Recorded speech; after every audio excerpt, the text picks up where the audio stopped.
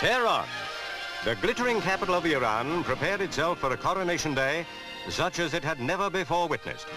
Even the magnificence of its mosques was overshadowed by the spectacular preparations that transformed the city into a wonderland of color, befitting the greatest day in the life of the Persian monarch.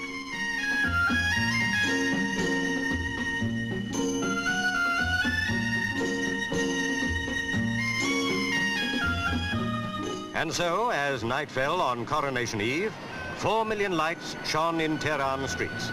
It was the sign that told the people of the nation that the Shah was at last satisfied that he was worthy of wearing the crown. The day of coronation for the Shah was here. In brilliant sunshine, guests waited in the gardens of the Palace of the Garden of Roses. After 26 years of steering his country from what he described as a nation of beggars into a thriving and prosperous realm, the Shah was ascending the fabled peacock throne to crown himself King of Kings.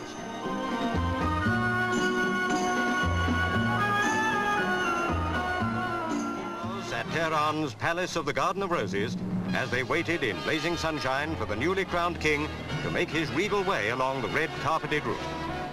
The 48-year-old Shah proudly wore the Pahlavi crown, heavy with its 3,380 diamonds.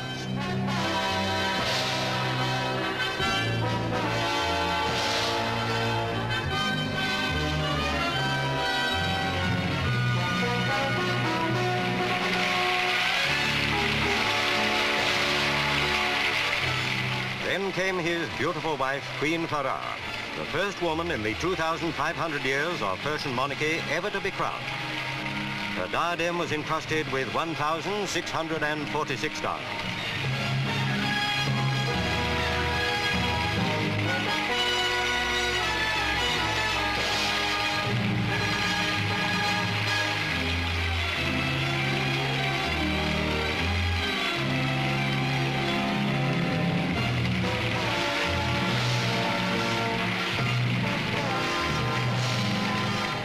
Queen Farah was magnificent, almost a fairy tale queen in a fairy tale setting. Her green cape, with its 26-foot train, was edged in white mink.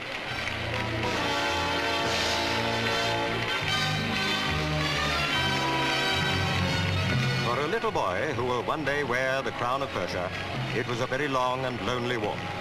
But 7-year-old Prince Reza, heir to the throne, knows already of his future role and how he must behave.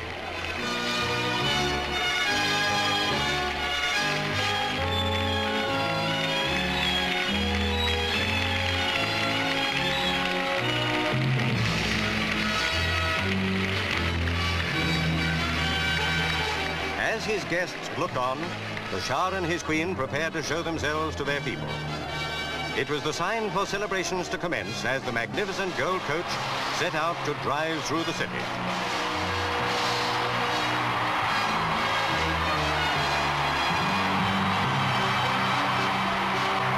Young Prince Reza followed in his own coach.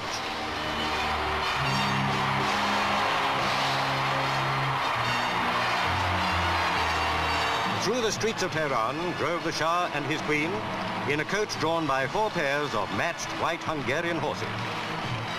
For the crowd, the Shah was more than a king.